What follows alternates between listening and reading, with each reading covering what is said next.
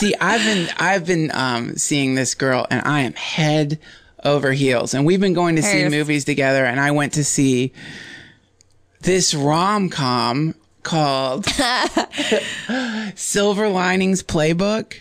Oh, do you know about this? I've heard about it, but I don't know who's in it. What's it? It's Robert De Niro, the guy from The Hangover. This is a cheesy movie. Like, this is a cheesy rom-com. But because I'm feeling this like incredible, this incredible rush of emotion over this person, I was like tearing up and just so happy but in a thing where normally if I'd gone in there, I'd be in a state of just probably hissing, postmodern deconstruction of this ridiculous manipulation of like, you know, using pretty much every popular symbol in the world right now to try to create some illusionary example of stability and like a mythological romantic state, which is what rom-coms do.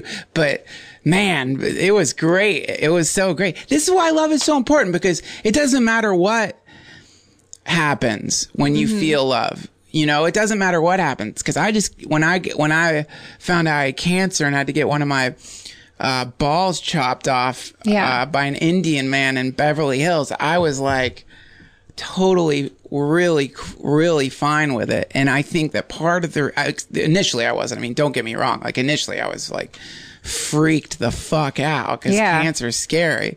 But then because I had this thing happening in my life, it was transforming the experience of cancer from a horrifying, ever dreaded existential crisis into a kind of like noble battle, that it was an opportunity not just for me to show this girl that I'm not going to be a coward in the face of something like this, but also it was like this thing where it's like, shit, man, I'm going to survive this because this feeling is so good.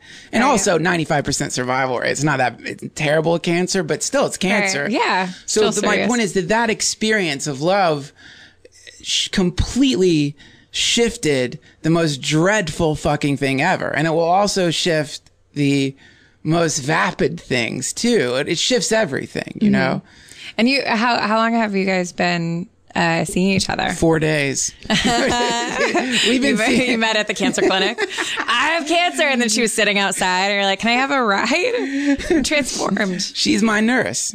No, she, it's been, I think 4 months. It's new. Right. So like, I asked because when something like that comes up, I'm sure like something I would ask you if we were hanging out was like, well, so was she, like, I feel like that would bring up a lot of big talks. Like, with her? Well, yeah. Well, or, I mean, it sounds like everything's great, but I know that when I've been like in a relationship and early on something has happened, it feels uncomfortable because you don't want to put your shit on somebody that you just started dating. Exactly. You don't want to test them accidentally. Yeah, but see, this is the coolest thing because it was like, whoa, not only was she like handling it in the most authentic, sweet way. Yeah. She loves cancer. She's into cancer. She was actually hoping to date a guy with cancer. No, you know, it was a test. And it was a test that came early, and that even made it more, it really showed me who this person was because goddamn, when you like tell people that you've got to just like when you tell people you have cancer, you become the Grim Reaper for them. Like suddenly you're like this, for some people, you're a ghost.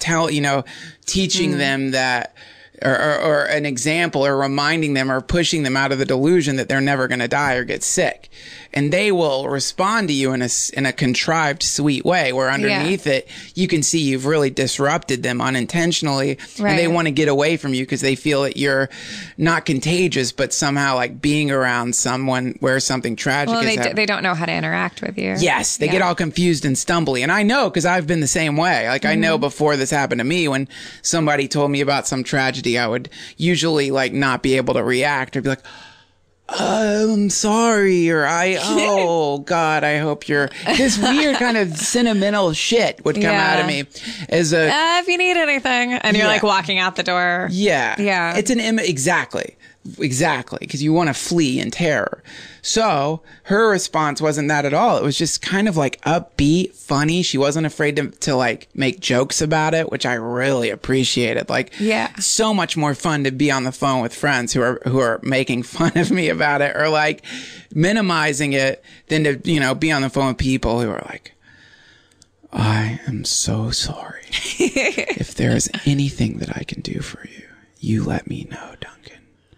Okay, man, I'm fine. I'm going to be fine. I appreciate that. Why are you talking like Vincent fucking Price right now? Right. I'm going to be okay. Well, they also don't want you to think that they're not taking it seriously. Well, exactly. And by the way, any kind of like love coming in any kind of form, I really appreciate. I don't mean to seem like there's a specific, I guess I'm just saying. That's the thing, is there isn't a specific way to deal with that. Just be honest, I guess. Yeah. Like, but I just mean, I'm sorry to interrupt you. I just mean that like that everyone, when those things come up, that it's always, I know for me, you're always reaching for the right thing to say. It's really simple. There is no right thing to say. It's just you continue to, and I mean, I'm speaking to myself from before this happened. I mean, making an observation on it because in I will run into a sick person again. You will run into a sick person again. We will always be coming into contact with, what the fuck's wrong with them? How dare they? How dare they? But, so the best way I think to interact is just to be like really honest. You don't have to put on a tone. You can just keep talking to them in the normal way. Yeah. But do whatever you feel like. Shit. Who cares? I'm sure they'll understand. Everyone's different anyway. God, what a cliche thing to say. Good night, everyone. Thank you. And I'd just like to say that everyone's different. Bye now.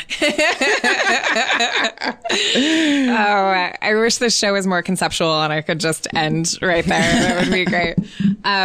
My mom died of female bowel cancer. Not to say that of course I'm not saying breast cancer. Ovarian cancer. Ovarian cancer. Yeah. Yeah, my mom's dying. My mom has I'm sorry. cancer. Could you say it like you're actually sad about it? I do feel so sorry. If there's anything I can do, walking away. Thank you. I'm sorry. Very sorry.